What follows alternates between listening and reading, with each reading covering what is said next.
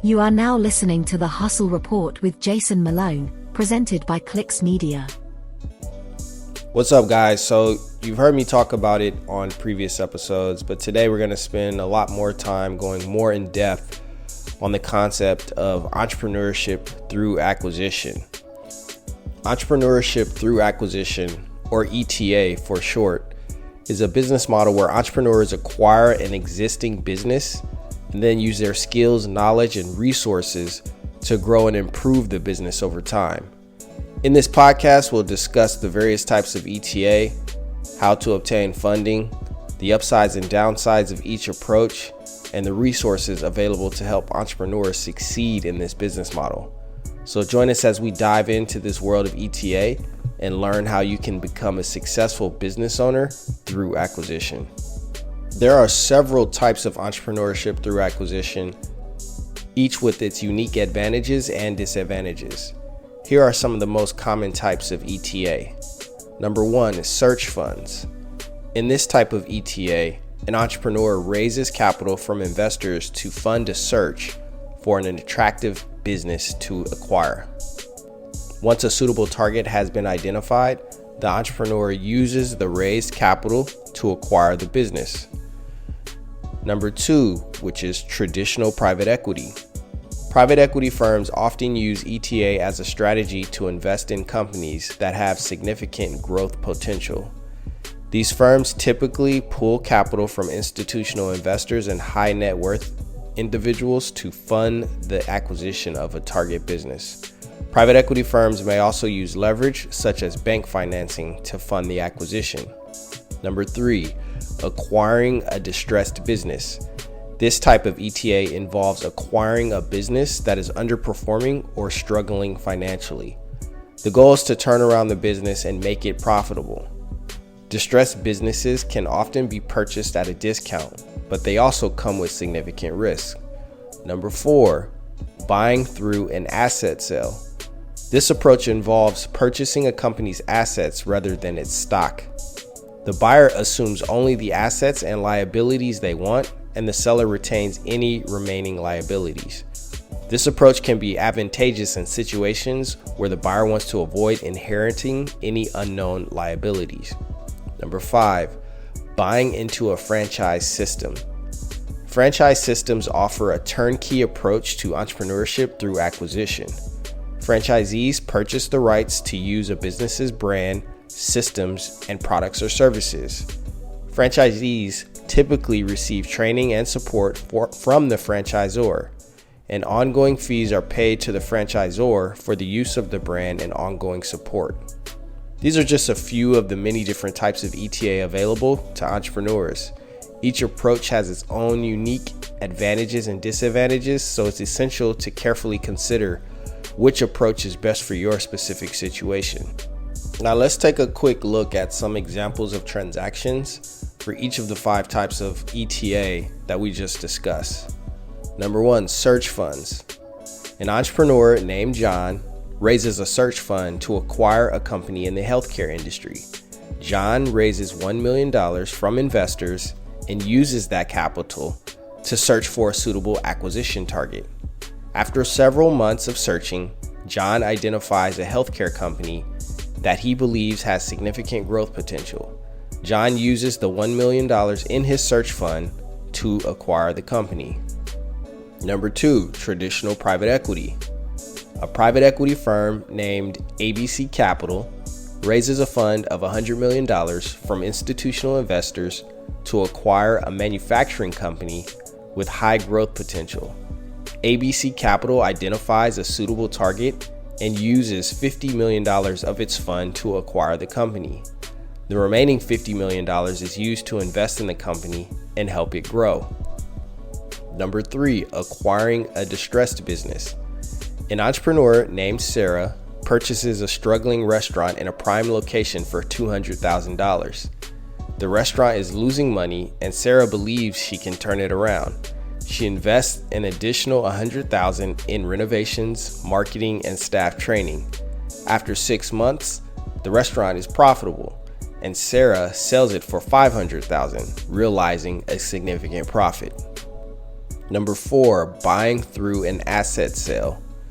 An entrepreneur named Mike purchases the assets of a company that manufactures computer hardware for $1 million. The company has a lot of debt, and Mike wants to avoid inheriting that debt. By purchasing only the assets he wants, Mike can avoid taking on any unknown liabilities. Mike then sets up a new company and begins manufacturing computer hardware using the assets he just acquired. Number 5, buying into a franchise system. An entrepreneur named Lisa purchased a franchise in a popular fast food chain. Lisa pays an initial franchise fee of $50,000 and an ongoing royalty fee of 5% of sales. In exchange, Lisa receives training and support from the franchisor, including a turnkey system for running the restaurant, marketing support, and access to the franchisor's proprietary products and recipes. Now, these are just a few examples of the many different types of ETA transactions that entrepreneurs can pursue. Each approach has its own unique advantages and disadvantages, and it's essential to do your own due diligence and consult with experienced advisors before embarking on any ETA transaction. Now, let's take a little bit of a closer look at the advantages and disadvantages of each of the 5 types of ETA that we went through. So with search funds, the advantages are investors are incentivized to help the entrepreneur find a suitable acquisition target. The entrepreneur has access to a pool of capital dedicated to acquiring a company. The entrepreneur can leverage the experience and expertise of investors to make a more informed acquisition decision. But here are the disadvantages. The entrepreneur may have to sacrifice a significant portion of equity to investors in exchange for the capital that they provide. Or the search process can be time-consuming and costly, and you end up never finding a business. What are some of the advantages to private equity? Well, private equity firms have significant experience and expertise in acquiring and growing companies. The entrepreneur can benefit from the resources and network of the private equity firm. The private equity firm may be able to provide additional capital to fuel growth. But what are some of the disadvantages? The entrepreneur may have to sacrifice significant equity to the private equity firm, or the entrepreneur may lose some control over the company's direction. Advantages to acquiring a distressed business. The entrepreneur can acquire a company at a significant discount. The entrepreneur may be able to turn around the company quickly and realize a significant profit. But the disadvantages? The company may have had significant operational or financial challenges that are difficult to overcome. The entrepreneur may need to invest significant time and capital to turn the company around, and it may not ever happen. Advantages of buying through an asset sale. The entrepreneur can acquire only the assets they want and avoid unknown liabilities. The entrepreneur can set up a new company and avoid inheriting any negative baggage associated with the previous company. But the disadvantages? The entrepreneur may have to purchase assets at a premium to avoid taking on unknown liabilities. The entrepreneur may have to build a new business from scratch, which can be challenging and time-consuming. What are some of the advantages for buying into a franchise system? The entrepreneur can leverage the brand recognition and reputation of an established franchise. The entrepreneur receives training and support from the franchisor, which can help to reduce risk. The entrepreneur can benefit from a turnkey system for running the business. But the disadvantages? The entrepreneur may have to pay significant fees and royalties to the franchisor. This is on a case-by-case basis, depending on the business. The entrepreneur may have limited control over the business's operations, so it all depends on the company that you're working with. So it's important to note that each approach has its own unique advantages and disadvantages, and it's essential to carefully consider the pros and cons before choosing your path forward. There are several types of funding that entrepreneurs can pursue when seeking to acquire a company through entrepreneurship through acquisition. Here are some of the most common. SBA loans. The Small Business Administration provides loans to small businesses, including those seeking to acquire a company. SBA loans are popular because they typically offer lower interest rates and longer repayment terms than traditional bank loans. Traditional bank loans. Entrepreneurs can also pursue traditional bank loans to finance an acquisition. These loans may be secured or unsecured and typically require a strong credit history and collateral. Private equity. As mentioned earlier, entrepreneurs can also seek funding from private equity firms. These firms typically invest in established companies with high growth potential and often require a significant equity stake in exchange for their investment. Friends and family. Entrepreneurs can also turn to friends and family members for financing. While this option can be attractive because it may not require extensive documentation or collateral, it's essential to ensure that all parties understand the risk involved. Or self-funding. Finally, entrepreneurs can choose to self-fund an acquisition. This may involve using personal savings, taking out a personal loan, or credit cards. While self-funding can provide more control over the acquisition process, it can also be risky if the entrepreneur does not have enough sufficient capital to complete the acquisition. And I stress that point because it's super important when you're going to fund your business. You want to make sure that you have enough capital not only to operate the business, but for you yourself to live. You don't want to put yourself in a situation where you can't sustain because you don't have enough capital. There are several other resources available to help you learn more about entrepreneurship through acquisition and pursue these paths. First and foremost, you should look around and poke through universities and business schools near you. Several universities and business schools offer courses and programs focused on entrepreneurship through acquisition. For example, the University of Chicago's Booth School of Business offers a course called Entrepreneurship Through Acquisition, which covers topics such as deal sourcing, due diligence, and financing. Other schools such as Stanford, Harvard also offer similar courses. There's also individual academies that offer training and support to entrepreneurs seeking to acquire a company. These include the ETA Academy, the ETA Bootcamp, and Search Fund Accelerator. There are tons of online resources. Websites such as Axial, Dealflow, Merger Market offer deal sourcing and analysis services. Other online resources such as Entrepreneurship Through Acquisition, LinkedIn Group, and the ETA blog provide valuable insights and advice for aspiring entrepreneurs. Also, tap into your professional networks. Networking with other entrepreneurs and industry professionals can also be an essential resource for those pursuing ETA. Joining industry associations such as the International Business Brokers Association or the Association for Corporate Growth can provide valuable networking opportunities and access to industry knowledge. So overall, here are the pros and cons of pursuing entrepreneurship through acquisition as a way to launch your business. The pros are, with an established business, it's one of the biggest advantages of acquiring an existing business.